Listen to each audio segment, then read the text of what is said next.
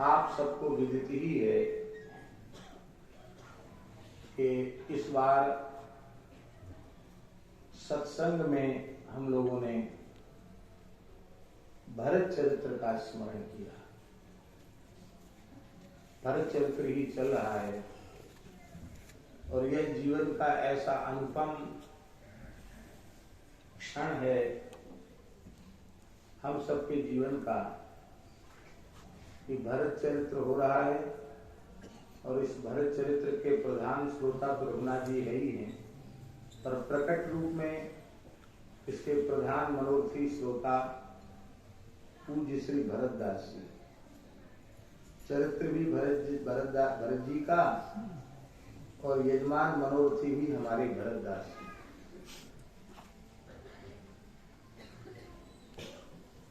आज झा जी ने आते आते एक बात कही कि श्री राम वन गमन को सुनकर भरत जी तो अपने प्राणों को धारण करने में समर्थ हो गए, पर भरतदास जी अपने प्राणों को धारण करने में समर्थ नहीं हो सके।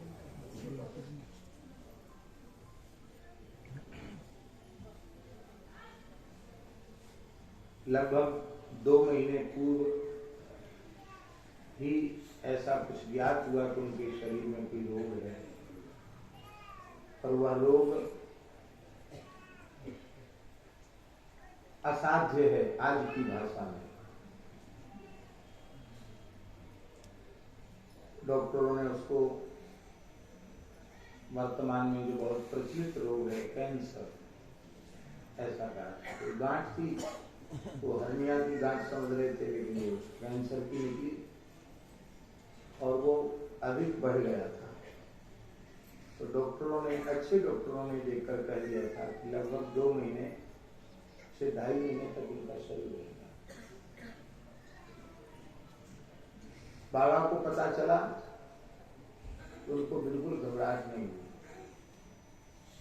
क्योंकि उनकी शरीर में ममता नहीं थी। उनकी ममता तो श्री रघुनाथ जी में थी, पूज्य गुरुदेव में थी, संतों में थी। कोई हाय हाय नहीं किया उन्होंने। हम उनसे मिले तो उन्होंने एक ही बात कही, हमको हॉस्पिटल नहीं ले जाना। तो शरीर की चाहे जो स्थिति हो, मन हमारा खूब प्रसन्न और स्वस्थ है, हमको यहीं रखना, हमको कहीं ले नहीं जाना। ठीक है, आप ही। और अभी पौष शुक्ल षष्ठी जो महाराज जी की प्राकट्य तिथि है, उस पर अंश क्या नाम भैया रिंकू जी उनको कुर्सी पर लेकर आए तो कितने प्रसन्न थे और कल तक भी बातचीत करते रहे हैं। और चित्त की स्थिति एक भगवत अनुरागी प्रेमी संत की जहां रहनी चाहिए, अंतिम श्वास तक चित्त की वृत्ति नहीं गई, शरीर संसार में नहीं गई, किसी का चिंतन नहीं बना।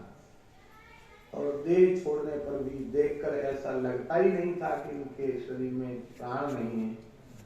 जैसे बाबा रोज बैठ करके जैसे भजन की मुद्रा में जैसे बैठते थे, उनको बैठे देखकर लग रहा था कि आज भी वो मानसी कर रहे हैं, भजन में है, ध्यान में है, ऐसा देखकर लग रहा है। गुरुदेव का उत्सव है, भक्तमाल जी का भी पाठ सुन रहे थे, कथा कीर्तन का शब्द उनके कान में पड़ रहा था, वहां तक उनको सुनने की व्यवस्था की गई थी। और ऐसे उत्सव के मध्य बिना किसी वेदना के, बिना किसी कष्ट के, बिना किसी को चिल्लाए पुकारे और भगवत स्मरण पूर्वक उनका जो धाम प्रयाण हुआ, वो निश्चित ही अपने आप में अनुपम और अद्भुताद्भुत था। क्या? हाँ, आज श्री राधा बाबा का पौष शुक्ल नवमी को श्री राधा बाबा का प्राकट्य भी है, ये भी एक संयोग की बात है। और बाबा का ठाकुर जी श्री जी के प्रति अनन्य अनुराग था भरतदास जी का, और उसमें भी श्री जी के प्रति विशेष अनुराग उनको था।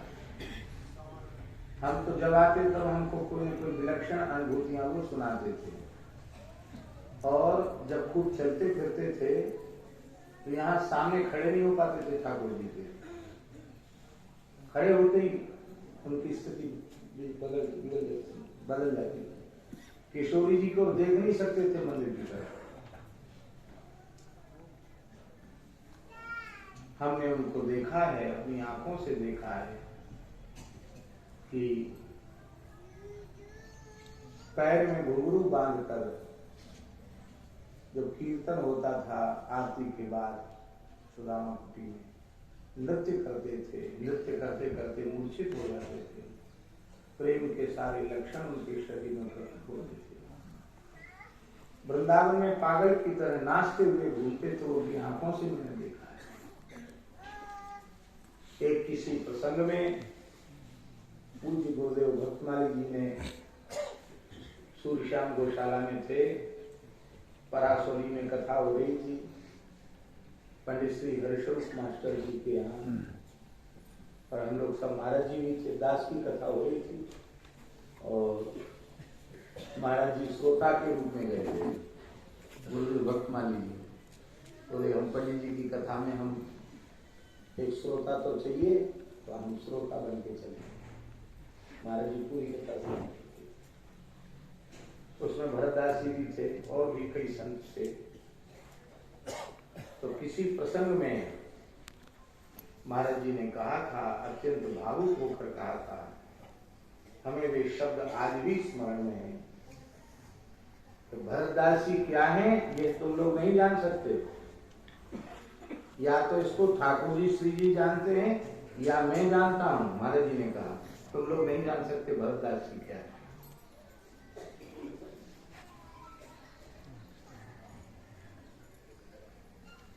संत सेवा से भगवान की अनुभूति होती है। इसको उन्होंने जीकर प्रमाणित करके दिखाया। परम पूज्य प्रातः स्मरणीय मानस मर्मज्ञ साकेतवासी रामायणी श्री रामेश्वर दास जी महाराज, जिन्होंने भक्तमाल ग्रंथ की व्याख्या की, हमारे महाराज जी के अभिन्न परिकर, वे जब सुदामा कुटी में विराजते थे, उनकी रामायण की कथा होती थी, तो प्रधान सेवा के रूप में भरतदास जी उनकी सेवा करते थे। और ऐसी सेवा रामायण जी महाराज की भरतदास जी ने की, को सेवा कथा सुनना, निरंतर नाम जप करना और पूरे समय सेवा करना, ये उनकी अनुभूति बता रहे हैं। ठाकुर जी श्री जी छम छम करते दिखाई पड़ते थे उनको हमेशा। अभी श्री जी आए, अभी ठाकुर जी आए, अभी किशोर जी आए, अभी रघुनाथ जी आए। इसके अलावा और कोई चिंता नहीं था। और लगभग 1982 में या 81 में हमारा वृंदावन में महाराज जी के चरणों में आना हुआ, चरणों में आश्रय मिला। उस समय से लेके अब तक हमने भरतदास जी को देखा। तो जिस समय हम आए थे उस समय भी वो युवा नहीं थे, 55-60 वर्ष की आयु रही होगी। आज 1982 से गणना करो तो लगभग 40 वर्ष हो रहा है। इस हिसाब से यदि मोटा मोटी हिसाब लगाएं तो लगभग 100 वर्ष की आयु थी, इससे कम नहीं होगी। और अभी कल ही हम लोग चर्चा कर रहे थे, जियत मरण फल दशरथ बाबा, जीने का भी फल मिला और मृत्यु का भी फल मिला।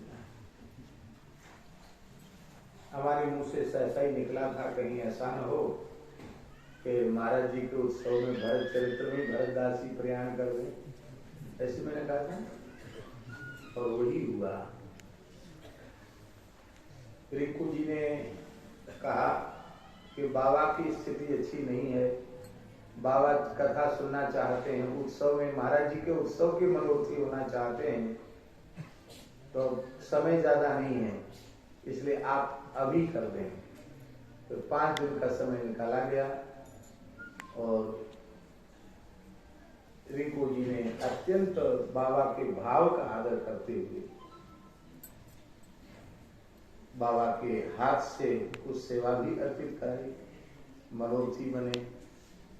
और अतुल जी के मन में, माता जी के मन में भाव था, वे भी सेवा में सहयोगी बने और खूब दिव्य संत सेवा हुई। अब हम लोग भरतदास जी का वार्षिक उत्सव, क्योंकि तो गुरु जी का उत्सव तो हमेशा ही होना है, तो वार्षिक उत्सव हम लोग महाराज जी के उत्सव के साथ भरतदास जी का उत्सव, वार्षिक उत्सव अगली वर्ष मनाएंगे। और सोचे वैसे भी भंडारा तो खूब दिन भर 3-3, 4-4 पंगत यहाँ भई,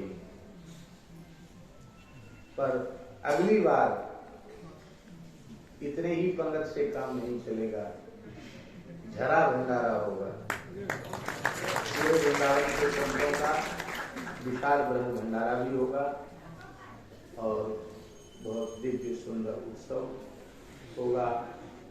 भाग बड़ो वृंदावन पाए, अत्यंत सौभाग्य का उनका अत्यंत सौभाग्य है जो वृंदावन की रज उनको प्राप्त हुई। और वो कहीं गए नहीं है, ऐसा बिल्कुल न सोचें। वो उस शरीर से यहाँ बैठकर कथा सुनने में समर्थ नहीं थे। अब श्री किशोरी जी ने, रघुनाथ जी ने उनको ऐसा दिव्य स्वरूप दे दिया है जिसमें न भूख है, न प्यास है, न श्रम है, न भ्रम है, न ग्लानि है, न क्लम है, कोई देह धर्म नहीं। ऐसा दिव्य भगवत अनुग्रह से प्राप्त, भगवत सेवा के योग्य दिव्य बपू श्री भरतदास जी को प्राप्त हुआ है। और वे उससे खूब तो कथा सुनेंगे, खूब कीर्तन सुनेंगे और खूब कीर्तन करेंगे और प्रेमियों को अपनी अनुभूति भी कराएंगे। क्योंकि भगवान के भक्त संत कहीं जाते नहीं। और ये बड़े सौभाग्यशाली हैं आप लोग कि जो लोग एक संत के प्रयाण को आपने देखा, संत कैसे भगवत धाम प्रयाण करते हैं, इसके साक्षी आप लोग बने, हम लोग बने। बहुत सौभाग्य की बात। ये समय न होता और हम कहीं बहुत दूर होते और हम यदि सम्मिलित न हो पाते तो हमें बड़ी पीड़ा रह जाती। भगवान ने योग बनाया, गुरुदेव ने कृपा करके योग बनाया। हमारा अपना ऐसा विश्वास है कि इस उत्सव में पूज्य सद्गुरुदेव पंडित श्री जगन्नाथ प्रसाद भक्तमाली जी, पूज्य श्री रामेश्वर दास जी रामायणी जी, पूज्य श्री नारायण दास जी भक्तमाली जी मामा जी और पूज्य गुरुदेव भगवान श्री भक्तमाली जी, ये सब के सब महापुरुष भरतदास जी को लेने आए। और जिन श्री ठाकुर जी की नित्य सेवा में ये दिव्य महापुरुष विराज रहे हैं, वहीं उनको ले जाकर विराजमान कर। हम लोग ठाकुर जी श्री जी से प्रार्थना करते हैं कि हम लोगों को भी ऐसा ही सौभाग्य मिले, वृंदावन धाम की रज मिले। अभी थोड़े दिन पहले परम पूज्य भक्तमाली श्री गोविंद दास जी महाराज उच्च कोटि के महापुरुष थे, उनका भगवत धाम प्रयाण हुआ। महाराज जी के परिकर में भरतदास जी वयोवृद्ध महापुरुष थे, उनका भगवत धाम प्रयाण हुआ। हम व्यासपीठ से उनके चरणों में सब संतों की ओर से, आप सब भक्तों की ओर से उनके चरणों में भावांजलि अर्पित करते हैं। भगवान श्री सीताराम जी की प्रसन्नता के लिए उनके चरणों में प्रार्थना करते हैं। और अब हम लोग चरित्र का श्रवण करें। श्री वृंदावन